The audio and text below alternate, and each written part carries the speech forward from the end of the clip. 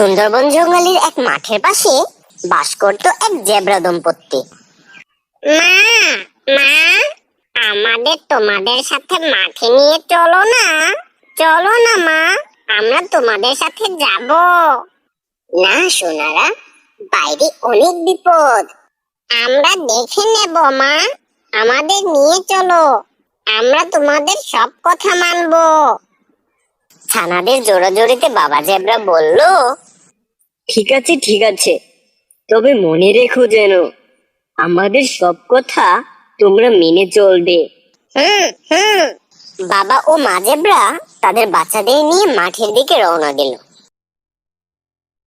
সোনারা, তোমাদের মাঠে গেলে একটা কথা সব সময় মাথায় রাখতে হবে, পরিবার ছেড়ে কোথাও যাওয়া যাবে না।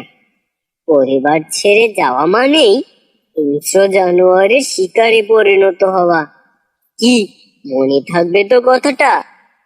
ঠিক আছে বাবা, আমরা একসাথেই থাকবো, কোথাও যাব না। সোনারা, আমরা এই মাঠেই ঘাস খাবো।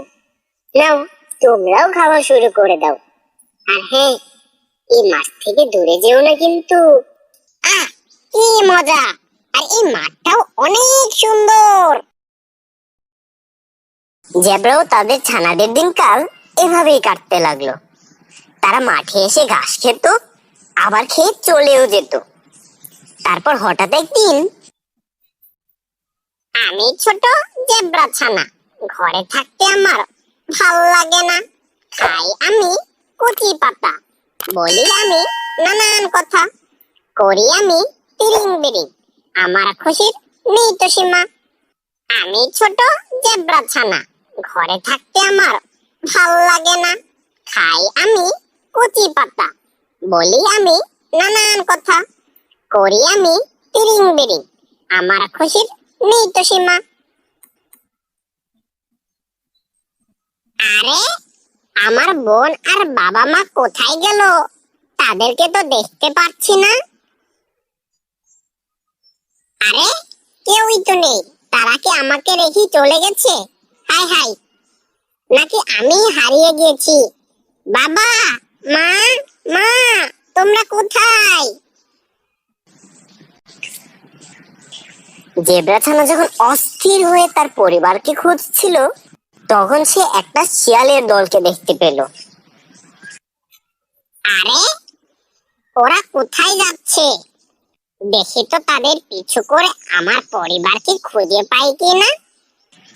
জেব্রা ছানা জানতো না যে শিয়াল কিরকম আচরণের হয়, তাই সে শিয়ালের পিছনে পিছনে যেতে লাগলো। ভাগ্যক্রমে শিয়ালের দলটি জেব্রার বাচ্চাটিকে দেখতে পায়নি, তাই জেব্রার বাচ্চাটি বেঁচে গিয়েছিল। আরে, তারা কোথায় চলে গেল? আর এই জঙ্গলটা দেখতেও তো ভয় হচ্ছে। আরেকটু সামনে গিয়ে দেখি কি আছে। জেব্রা ছানা সামনে যাওয়ার পর তাকে একটা বাঘ দেখে ফেললো। বাহ, কি সুন্দর জেব্রা ছানা, তাও আবার আমার এলাকায়। বেটাকে আমি খাবো এখন। বাঘ জেব্রাটিকে তাড়া করলো। জেব্রাটা এইদিকে ছুটে পালালো।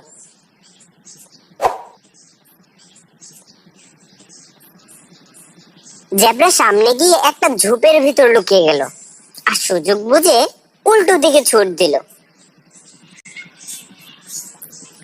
হঠাৎ সে কাদা ও হাতির গোবরের উপর পড়ে গেল। আর তারপর, কি বিচ্ছির প্রাণী, আর ভয়ানকও দেখতে। এই প্রাণী আবার আমাদের জঙ্গলে কখন আসলো? কাকটি আমাকে দেখে চিনতে পারলো না কেন? আইডিয়া! এই গোবরে আমাকে অনেক ভয়ানক দেখাচ্ছে, তাহলে তো আমি বাঘকে ভয় দেখিয়ে পালাতে পারবো। হ্যাঁ, আমি বাঘকে ভয় দেখিয়ে এখান থেকে পালিয়ে যাব। জেব্রার ছানা বাঘের কাছে গেল, আর তাকে সে অনেক ভয় দেখালো। বাঘ ভয় পেয়ে পালাতে বাধ্য হলো। আরে বাবা, এটা আবার কি? বলছে বাঘকে খাবে? বাঘ সব জানোয়ারদের খায়, আর এটা বলছে বাঘকেই খেয়ে ফেলবে। না, পালাই আমি এখান থেকে, পালাই। আয় বাঘ আয়, আমার পেটে আয়। এখন তুই পালাবি কোথায়? আয় পেটে আয়, আমার পেটে আয়। বাঁচাও, বাঁচাও, আরে কেউ তো আমাকে বাঁচাও, ওই জানোয়ারটা আমাকে খেয়ে ফেলবে। বাঁচাও, বাঁচাও, মিয়াও মিয়াও।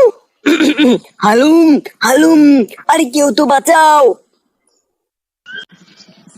জেব্রা ছানা তার বুদ্ধি দিয়ে বাঘকে ভয় দেখিয়ে বেঁচে গেল।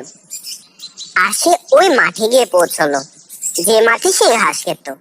আর সেখানে গিয়ে সে তার পরিবারকে খুঁজে পেল। তো এই গল্পটি দিয়ে আমরা বুঝলাম, বুদ্ধি দিয়ে আমরা অনেক বড় বিপদ থেকেও উদ্ধার হতে পারি।